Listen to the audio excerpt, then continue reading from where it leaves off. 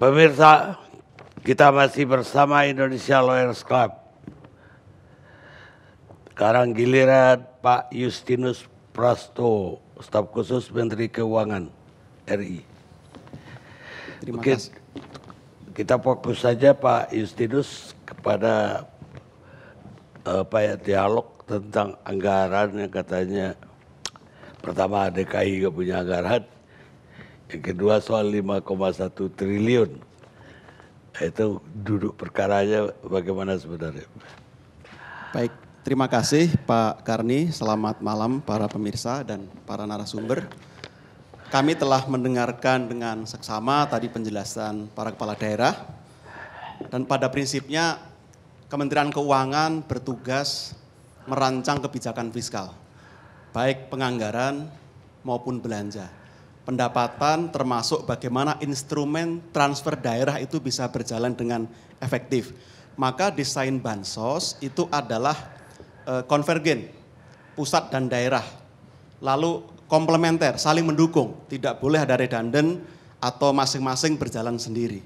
Dalam konteks inilah sebenarnya desain bansos ini juga dikaitkan dengan penanganan kesehatan, health, lalu juga stimulus ekonomi. Karena dalam bansos juga diberikan stimulus untuk pelaku UKM misalnya. Pajak UKM ditanggung pemerintah, lalu pajak karyawan ditanggung pemerintah.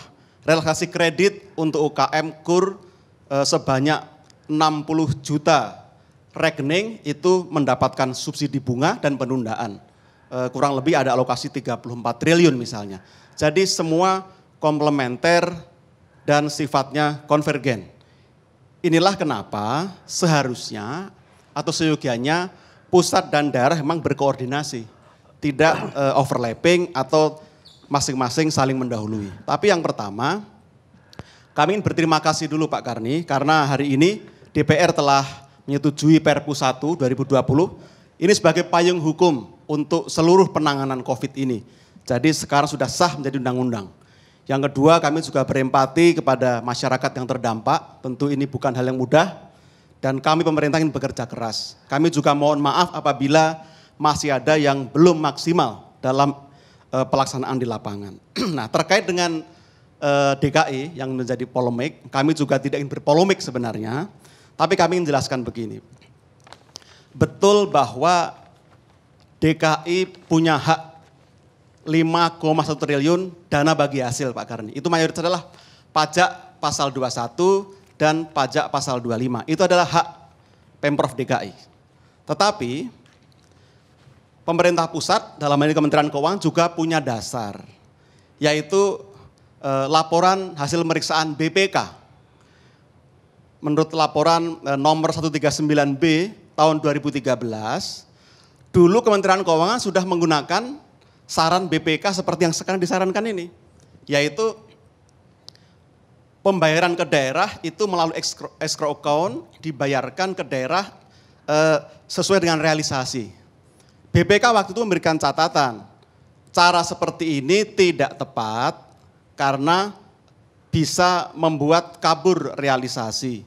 Sehingga disarankan dalam rekomendasi BPK, Kementerian Keuangan menggunakan LKPP audit BPK. Itu surat dari BPK tahun 2013. Berdasarkan surat itu, Kementerian Keuangan menerbitkan Peraturan Menteri Keuangan nomor 145 tahun 2013. Sehingga seluruh dana bagi hasil untuk finalnya itu menggunakan angka realisasi setelah audit BPK. LKPP audited oleh BPK baik untuk unit-unit yang menangani penerimaan yang dibagi hasilkan, Ditjen Pajak, Ditjen Bea Cukai, Ditjen Anggaran, dan lain-lain termasuk Kementerian ESDM dalam hal ini. Jadi apa yang dilakukan Kementerian Keuangan sampai dengan saat ini adalah menjalankan rekomendasi BPK.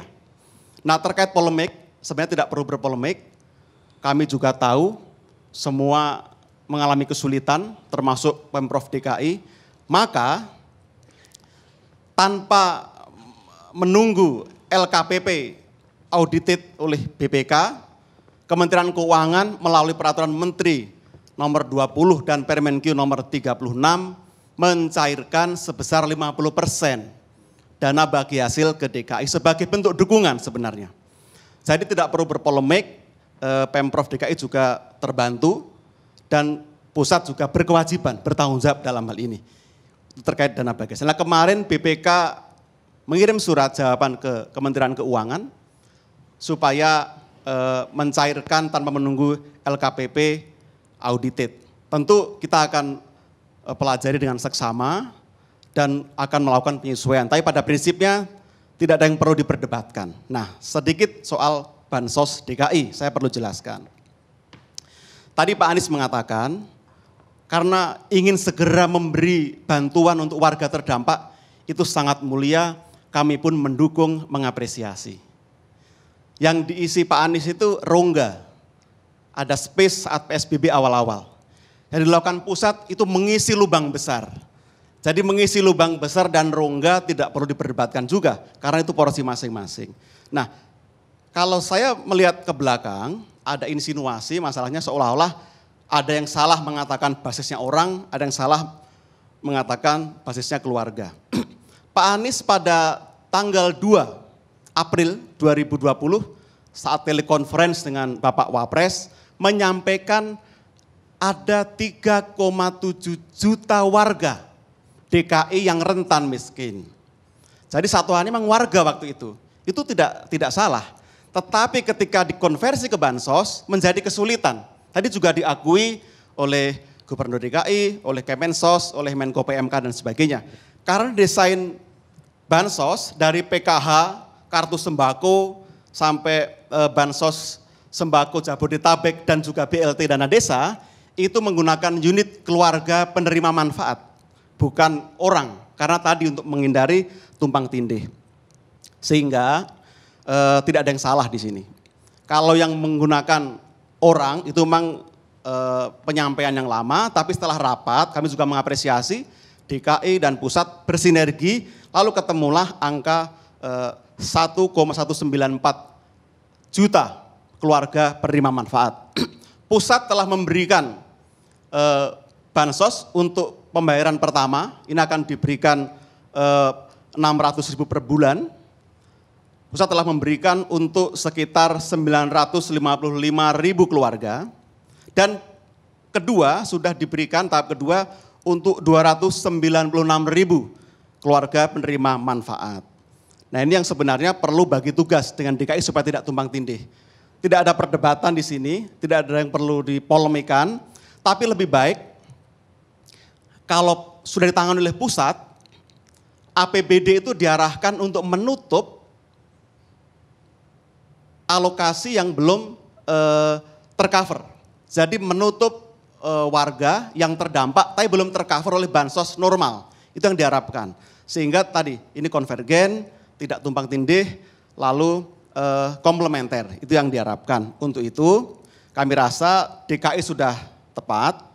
Pemerintah pusat mendukung pembayaran dana bagi hasil sebagai hak tanpa mengubah aturan dulu juga telah dilakukan, nanti juga akan kita bayarkan sisanya.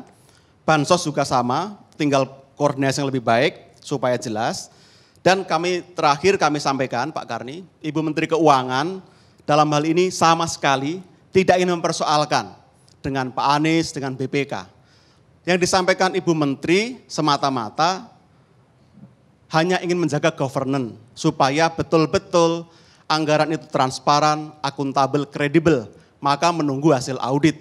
Itu kebiasaan yang juga ada dasar hukumnya. Lalu terkait Bansos DKI, Ibu Menteri juga sama sekali tidak menyampaikan sesuatu yang negatif, itu disampaikan sambil lalu, hanya untuk menunjukkan bahwa pusat pun mendukung inisiatif daerah.